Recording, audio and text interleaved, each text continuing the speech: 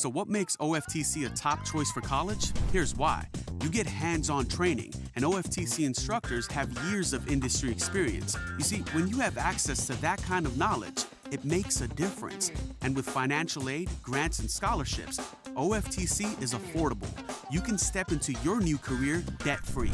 Think differently about college and make Oconee Fall Line Technical College your top choice. Classes begin January 7th. OFTC is an equal opportunity institution.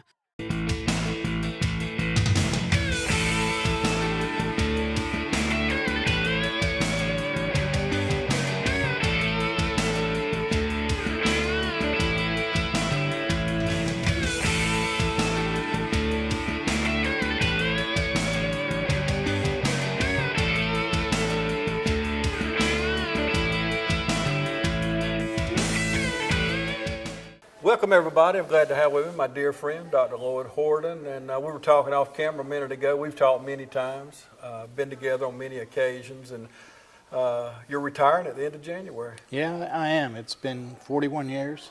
Wow. Truly a labor of love, but I'm really going to miss the people here. The college that is Oconee Fall Line Technical College is probably populated by the best team and the best group of individuals and professionals I've ever worked with in my 41 years. They just don't come any better, and they're all focused on helping students achieve their dreams. Yeah.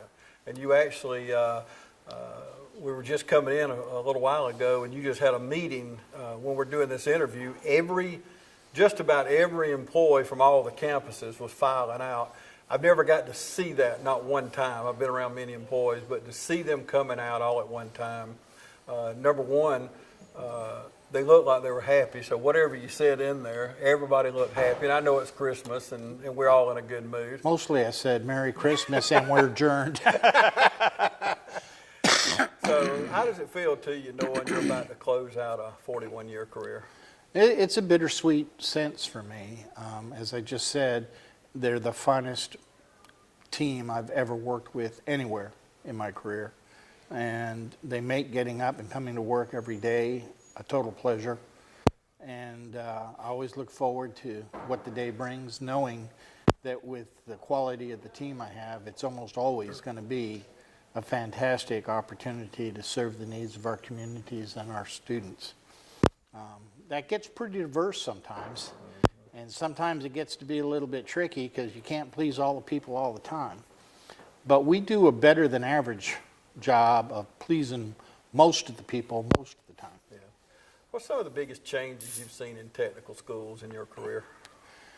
Well, keep in mind, my career goes back 41 years.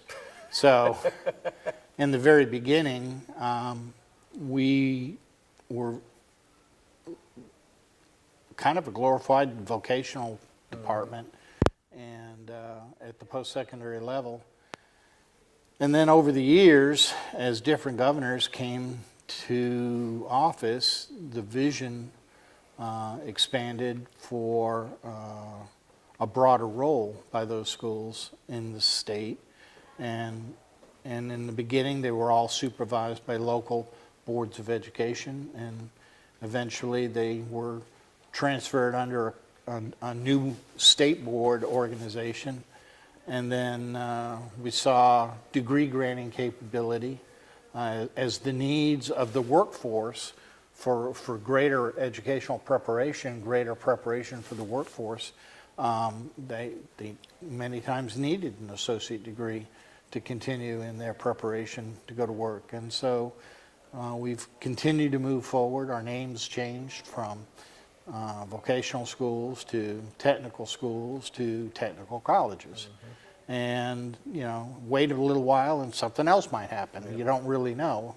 One thing about education in Georgia, it's never boring. Yeah. Let's talk about the merger when... Do we have to? Yeah. No, actually... When it was passed by the legislators, and we merged Sandersville and Heart of Georgia Technical School. And the reason I want to talk about that is, of course, it was a big topic in the community, both communities, but we brought both communities together. Yeah, we did. And we've made a better school, hindsight, looking back, but talk about the merger a little bit and the challenges there and how you brought us through that. More than anything, I think the earliest advantage I had was knowing most of the key leaders in both primary communities served by the college. And I was able to meet with them, but also meet with the employees and help the employees understand that it was never about the employees, that the merger was more than anything an exercise in helping to bring the quality of education and training to the students. And that if we did it well and we did it correctly, it would be transparent to the students, that they would never realize that there was any mumble grumbles or fussing anywhere in the process. I was told by the commissioner before he stepped down, Commissioner Jackson told us that the Sandersville and Dublin consolidation, merger, combining, however you want to phrase it, was probably the smoothest and most successful of any of the schools that did so through that process in the state. And I'll have to tell you, 7 or 8 years later after the fact, that overwhelmingly we rarely see any negatives that come up about that. Because the communities also realize that it's about the students and making sure the students were getting what they needed to be successful going forward. And they really didn't care, you know, what the location was or what was on the accreditation paperwork, or as long as they could go out and get jobs when they were finished. And we've been able to do that for them. Yeah, and look what's come out of it. I mean, look at this school in Sandersville and all the other satellite. I mean, we spread over, I think, 10 counties, right? 11 counties. Wow. We're growing even as we speak, huh? So, well, the hardest part of this combination is, as president, I have a responsibility to try and be everywhere among our satellite locations and be visible to all of our communities, and that's hard to do. Yeah. Like I alluded a little while ago, pleasing all of the people all the time never happens. Yeah. And a good example of that is, no matter how hard I try at being visible and being available to everyone, can't do it. But I'm blessed with a great leadership team and their willingness to step in and help fill my shoes no matter where we are or what we're doing. Yeah. And one of the most things out front, I guess, was the name change. How did that process work? How did you come, or did y'all? I know it was a team effort, and I know the answer to the question, but I want our viewers to know how that came about. We wanted it to be a bottom-up process, and so we first asked every resident, every community, every individual in all 11 counties to make their suggestions for a name. We put together a committee made up of board members, made up of faculty, made up of staff, made up of community representatives from throughout the 11 counties, and asked them to whittle down a list of probably 24 names. There was a lot of duplication, but we originally started with over 1,000 different names that people submitted. And so the only thing I required was for the administrators and the senior leaders to stay out of the process. Let this work up on its own. And we did. Ultimately, the committee got the name down to 3 choices. And the board members came together and the board members voted on it. And they came up with Oconee Fall Line Technical College. And it was a very close vote. I've forgotten at this point, it's been 7 or 8 years, but I think there was a vote of 7, 8, and 9. 7 votes for one name, 8 for another, and 9 for the third. And that was where Oconee Fall Line came from. Nobody sat anywhere and did it in isolation. It was about as community-centered a process as you could possibly have. I don't know if you realize that you say this, but every time I'm with you, there's one word that I hear over and over, and that's the word community. It's always been important to you. And as I've read back over your 41-year career, no matter where you were, where you served in the state of Georgia, you wore different hats along the way, but you've always served the community. Why is that so important to you? Because that's why we're here. That's why these colleges were created in the first place. We're here to serve the communities and the people of those communities. And we need to be watchful always of not remembering that and not keeping it close to our heart. To so many of you who count on us for your prescription medication needs, I'd like to thank you for your years of trust. To those who've yet to choose Tomlinson Pharmacy and Medical Park Pharmacy, I invite you to stop by and discover what makes us different.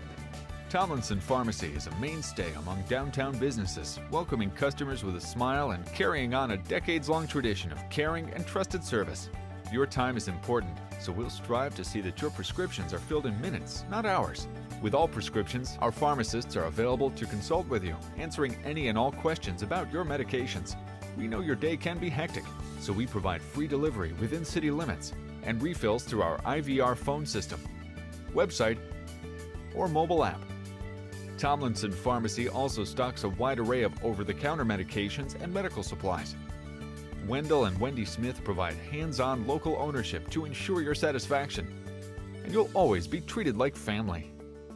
Offering prompt, acute, and caring service for your prescription and other medication needs, visit us today at Tomlinson Pharmacy. Come experience a difference.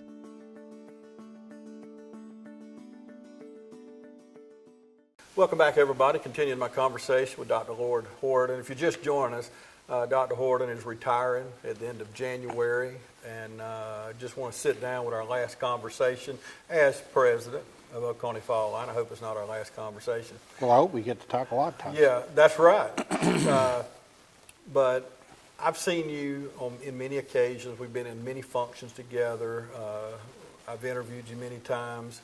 But one place that I've always seen just an abundance of excitement come out is during the Tools Banquet. Mm-hmm. And it is a wonderful event. It's one of my favorite that I go to because it's just great. It's coming up in January. We've got another one coming up. I'm excited. It's right around the corner. But why is that? Why do I see more excitement than I usually see on your face? I think it's because that's the opportunity we have to open doors that are otherwise firmly closed for our students. So many of our trade and industrial programs, the students have to have a professional toolkit or at least the foundation of one to be eligible to even go to work. And that can be several $100s to get somebody started. Mm-hmm. If they had several $100s to spend on tools in the first place, they'd be out working. So the tools program is an opportunity to help get deserving students the head start they need to begin their careers and move forward where otherwise that door is slammed firmly closed in their face, that they don't have an opportunity to go to work and practice in the field that they've trained for. Mentioned different places you had been. You've worn a lot of hats over the past 41 years.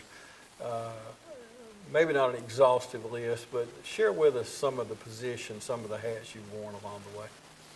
I was a classroom teacher. I started my career as a respiratory therapy teacher. Developed the program and taught it. And from there, I was job placement coordinator for my college, and then industrial training coordinator. Then I became vice president for academic affairs, and then an opportunity to be vice president for student affairs, vice president for administrative services, and finally vice president for economic development. And then just when I thought I was, settling into what I was doing, the president came to me one day and said, I need you to do me a little favor. And before I knew it, I was wearing both the hats of academic affairs and student affairs in a combined offering. And that was something new. It wasn't something we were seeing very much of in Georgia.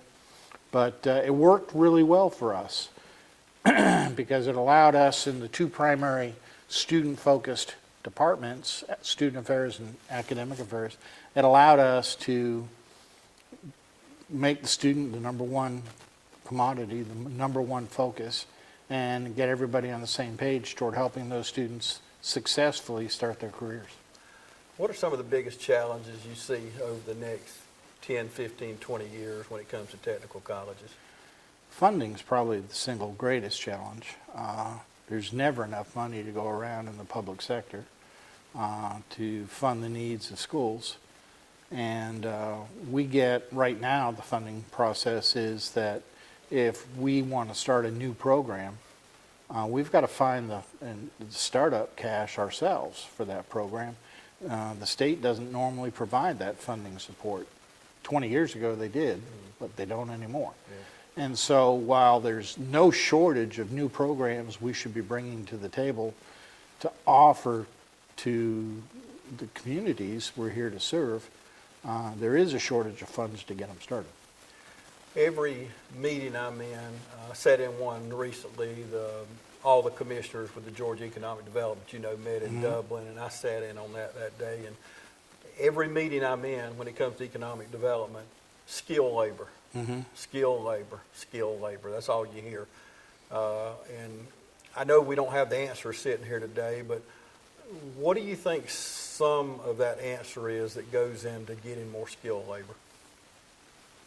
Starting at an earlier age, we need to see more partnerships between the technical colleges and our comprehensive high schools with CTAE programs, getting them a head start as sophomores, juniors, and seniors on their long-term career so that they can earn dual credits between the two institutions, or at least position them so that as they exit the high school, they're ready to go at least in an entry-level position with industry with those skill trades. Right now, the economy of Georgia is very robust, and we have some record low unemployment rates.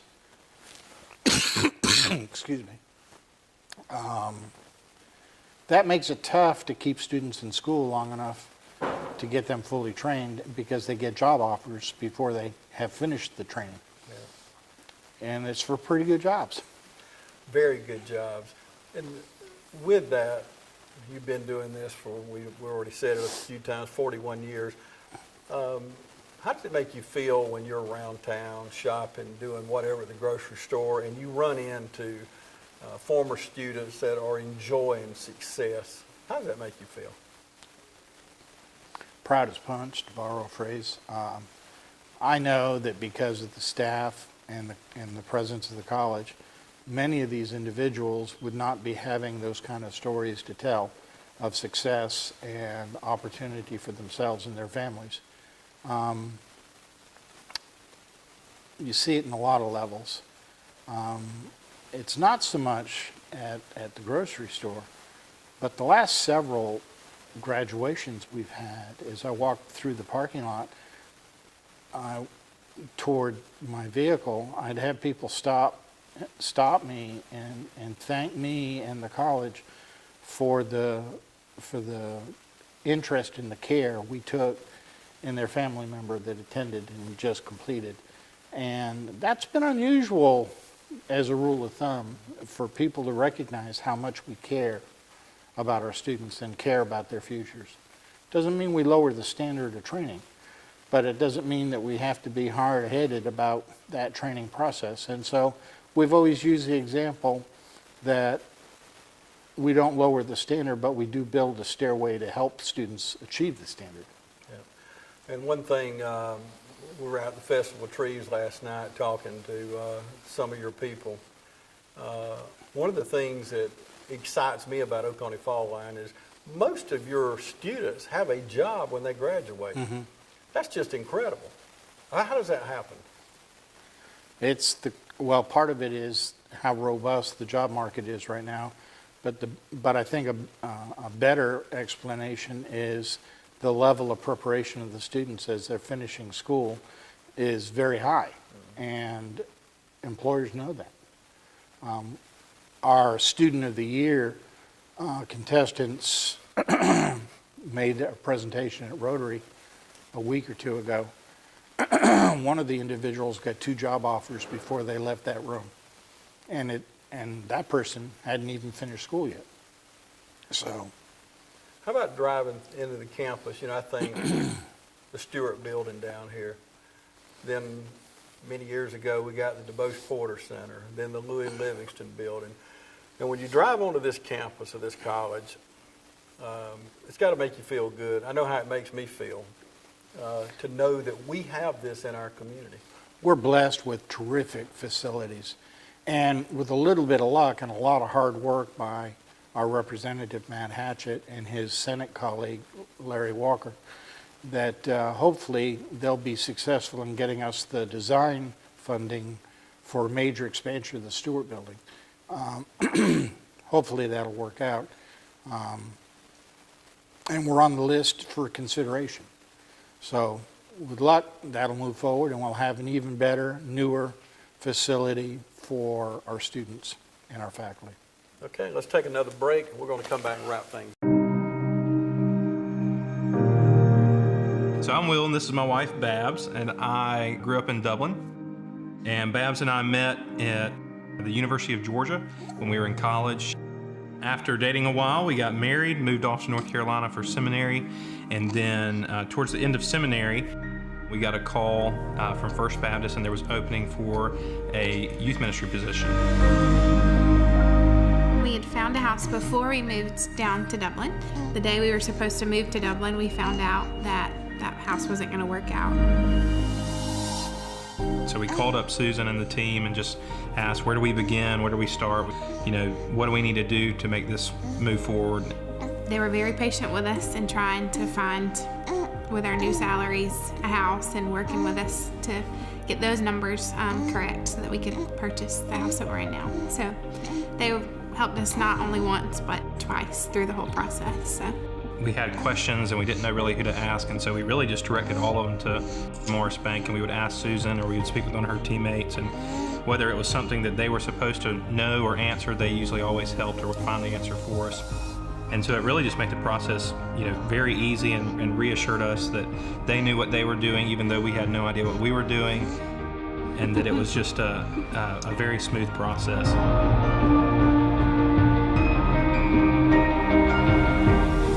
Just walking through the door the first time, just imagining that our family was going to get started there. It was just a really exciting time to think about all the possibilities because of a home, and that we could share that with friends and family.